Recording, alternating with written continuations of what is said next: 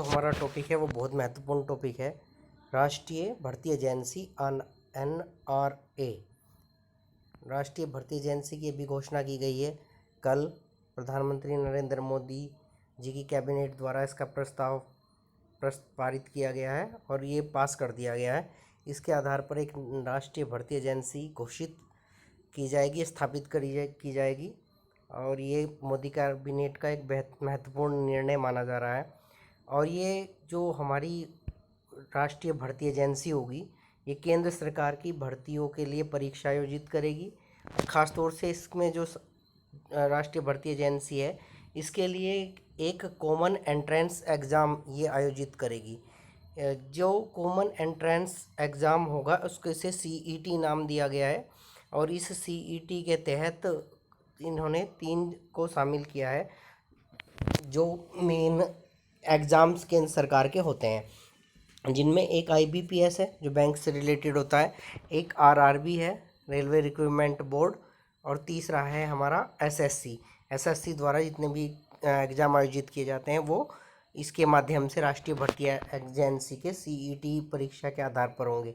ये common entrance exam प्रारंभिक स्तर का होगा और इसके जो अंक हैं वो 3 साल तक CET स्कोर से बोलेंगे और ये CET स्कोर 3 साल तक वैलिड होगा और 3 साल की वैलिडिटी के आधार पर कोई भी अभ्यर्थी, ऐसा अभ्यर्थी जिसने CET में मिनिमम स्कोर पा लिया है, वो संबंधित एजेंसी में वैकेंसी निकलने पर आवेदन कर सकेगा और अगर वो मेरिट लिस्ट में आता है तो उसे नौकरी दी जा सकेगी। अभी इसमें भी SSC को शामिल किया गया है, RRB को शामिल किया गया है, RRB रेलवे रिक्रूटमेंट बोर्ड, और IBPS जो बैंक की परीक्षा आयोजित कराती है उससे सम्मिलित किया गया है। तो बैंक, रेलवे और SSC की परीक्षाएं जो भी आयोजित कराएगा वो यही राष्ट्रीय भर्ती एजेंसी कराएगी। इसके अलावा स्वयं की उनकी खुद की भर्तियां भी जारी रहेंगी, लेकिन अगर ज़रूरत पड़ेगी तो वो यहाँ से ले सकते हैं।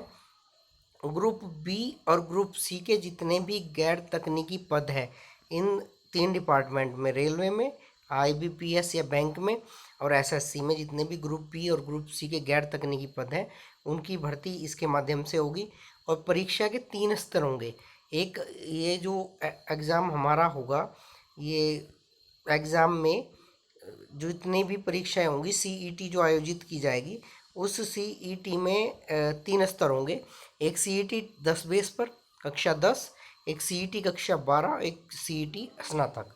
तो इन तीनों की अलग अलग परीक्षा आयोजित की जाएंगी और उसके आधार पर आप कहीं भी किसी भी तीनों एजेंसियों में से किसी में भी नौकरी पाने के हकदार होंगे। इनका पाठ्यक्रम एक ही होगा और इसके हर ज़िले में इसके लिए एक सेंटर बनाया गया है। पाठ्यक्रम सबका कॉमन होगा, 10वीं का एक होगा, 12 का एक होगा और स्नातक का एक कॉमन होगा और इसके लिए हर ज़िले में एक सेंटर बनाया गया है। ऊपरी आयु सीमा की लिमिट सेम वही रहेगी जो केंद्र सरकार द्वारा निर्धारित की गई है और परीक्षा में शामिल होने की संख्या भी निर्धारित नहीं की गई है। कितनी भी बार आप परीक्षा दे सकते हो। अभी परीक्षा साल में कितनी बार आयोजित होगी इसके बारे में कोई फाइनल निर्णय अभी नहीं हो पाया है।